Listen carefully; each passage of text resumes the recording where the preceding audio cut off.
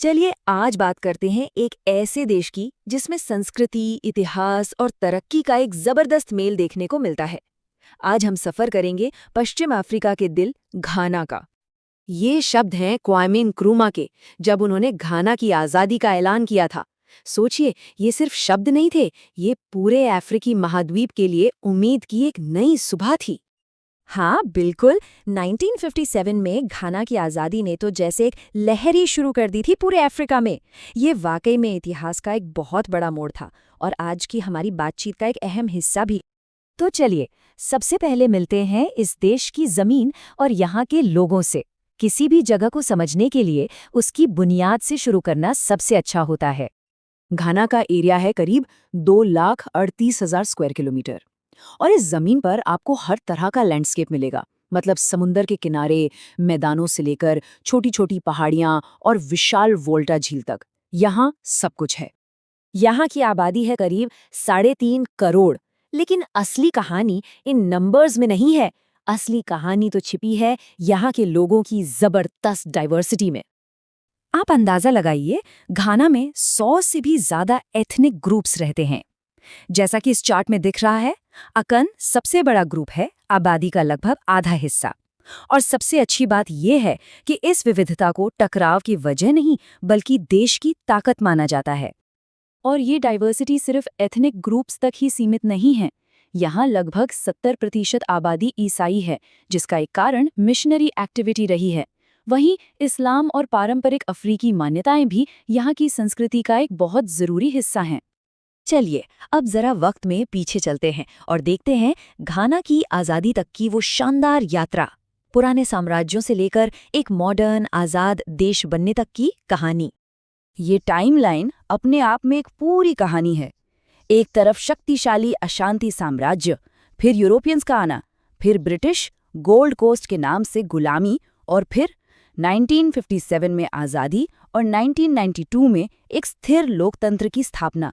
तो हाँ, ये सफ़र काफ़ी लंबा और मुश्किलों भरा रहा। और इस पूरी कहानी का एक हीरो है क्वामे नक्रूमा। वो सिर्फ घाना की आज़ादी के हीरो नहीं थे, बल्कि एक मुत्तहिद अफ्रीकी महाद्वीप के बहुत बड़े समर्थक भी थे। उनका विजन सिर्फ घाना के लिए नहीं, पूरे अफ्रीका के लिए था। तो ये तो हुई इतिहास की बात, पर आज का घाना कैसा है? आज का घाना परंपरा और तरक्की, संस्कृति और अर्थव्यवस्था का एक बहुत ही दिलचस्प मिश्रण है। घाना की पहचान की बात हो और केंटे कपड़े का जिक्र ना हो, ऐसा हो ही नहीं सकता। इसके रंगीन पैटर्न सिर्फ डिजाइन नहीं है, ये कहानियां सुनाते हैं, कहावतों और समाज की कीमतों को दर्शाते हैं। ये घाना के गौरव का प्रतीक है। अब आते हैं इकोनॉमी पर।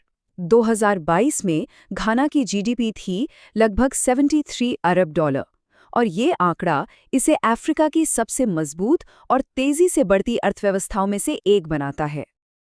तो ये पैसा आता कहाँ से है?